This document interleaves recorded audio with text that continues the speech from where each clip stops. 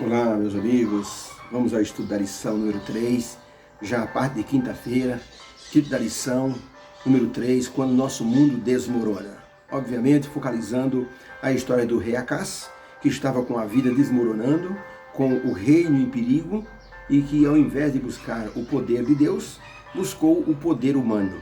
Isaías, o profeta, foi enviado a ele com a intenção de interceptá-lo, de ajudá-lo a fazer uma escolha mais precisa, uma escolha ao lado de Deus.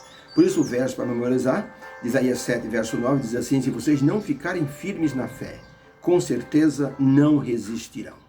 Essa é uma verdade. E agora, o título da lição de quinta-feira é a presença do Emanuel, Deus conosco. Quando o profeta Isaías falou para o rei Acás sobre a decisão divina de dar um sinal, ele, Acás, não poderia sequer imaginar a amplitude do sinal que seria dado pelo Senhor Deus. A amplitude seria muito maior. Quando Abraham Mosen falou com Dwight Moody sobre Jesus Cristo, ele não poderia imaginar que aquele homem, aquele jovem que estava se decidindo por Jesus, se tornaria uma das maiores bênçãos para o evangelismo mundial. E assim Deus queria que o rei Acás tomasse assim conhecimento de que a bênção, o sinal que ele estava dando, era um sinal assim abençoador da humanidade.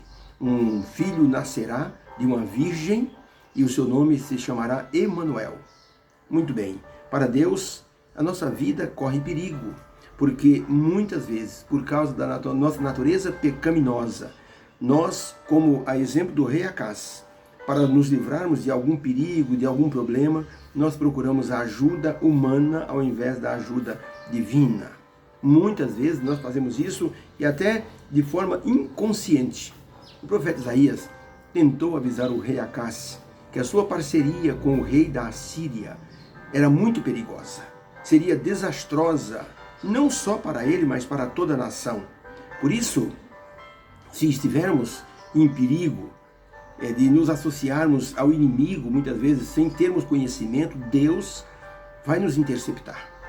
Vai colocar a sua mão sobre nossa vida para que nós possamos então acordar, para que possamos despertar e ver o perigo em que estamos caindo. Muitas vezes nós não entendemos porque às vezes nossos pés eles resvalam e caem, mas Deus tem sempre uma forma de nos ajudar. Um homem que estava no meio do mato procurando flores raras, de repente o seu pé pisou numa toceira de capim e que ele então não percebera, mas era uma toceira de capim à beira de um precipício, e ele então começou a descer e agarrou-se ali numa raiz que nascera ali naquela encosta. Ficou ali por longos momentos, pedindo a Deus que alguém o ajudasse, até que uma pessoa apareceu e o socorreu. Ele viu o quanto foi difícil ficar naqueles momentos de agonia, de angústia, imaginando que ali seria o seu fim. Olha, Deus disse para Isaías: vai dizer ao rei que eu vou dar um sinal. O sinal determinado por Deus foi a presença de Jesus nesse mundo. Uma presença divina, a presença do Pai estaria no Filho. Por isso a expressão de Isaías mostrando que uma virgem conceberia, daria à luz um filho, cujo nome seria Emanuel, tinha uma amplitude muito maior do que o rei Acás poderia imaginar. Ellen White escreveu o seguinte, está em Meditações Matinais, 1956, na página 295. Está escrito assim: Emanuel é Deus conosco. Isso significa tudo para nós. Que amplo fundamento estabelece para a nossa fé essa verdade, Deus conosco. Que esperança repleta de imortalidade isso põe diante do crente. Deus conosco em Cristo Jesus, para nos acompanhar a cada passo da jornada para o céu. Temos que crer nisso. Uma verdade abençoadora. Ou seja, Deus conosco é Deus a cada passo. Jesus disse aos seus discípulos: eis que eu estou convosco todos os dias, até a consumação do século. E os seus discípulos não se esqueceram disso. A cada momento de perigo, a cada sucesso, ou a cada situação maravilhosa, eles viam a presença de Jesus, de Deus com ele e do Espírito Santo. Presença garantida das três pessoas da divindade, Deus Pai, o Filho e o Espírito Santo. Pergunta número 8, então, da parte de quinta-feira. Se Deus está conosco, que garantia e conforto isso nos dá? Aí nós temos o texto de Isaías 7,14, que diz assim: portanto, o Senhor mesmo, notem a expressão, Portanto, o Senhor mesmo vos dará um sinal. Eis que a Virgem conceberá e dará à luz um filho, e será o seu nome Emanuel. A garantia da presença divina é uma promessa maravilhosa para nós, porque com isso nós não estamos sozinhos na luta contra o pecado. Deus conhece nossas alegrias e nossas dores, pois Jesus viveu a vida como ser humano e Ele é nosso Deus e nosso Criador, mas conhece de perto e na carne as nossas dores. Um moço que foi colocado para passar assim o teste assim de virilidade, era o costume da tribo. Quando o rapaz completava 17 anos, teria que ser levado para uma mata escura e passar a noite sozinho. E só tinha com ele uma lança, era a sua única arma. Sozinho no meio da mata escura. Se ele passasse no teste, seria considerado então um jovem, um guerreiro valoroso. Esse moço foi colocado então, um moço foi colocado ali, um guerreiro, jovem, 17 anos. Passou a noite na escuridão. Mas depois ele soube de uma coisa maravilhosa. Sabe quem estava ao lado dele? O pai dele. Ele não sabia disso. O pai estava ao lado para livrá-lo de um perigo maior.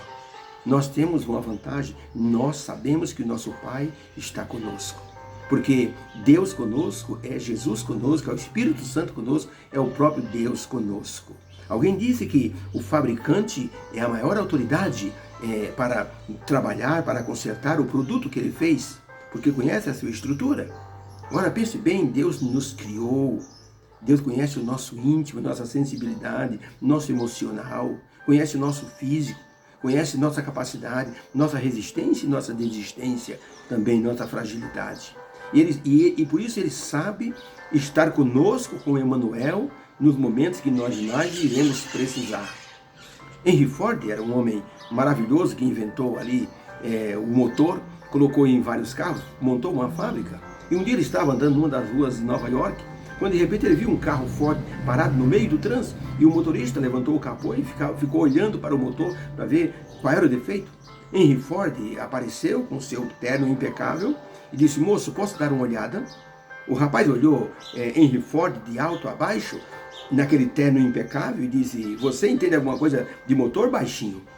Ele disse: talvez eu entenda um pouquinho, por favor, me dê um alicate.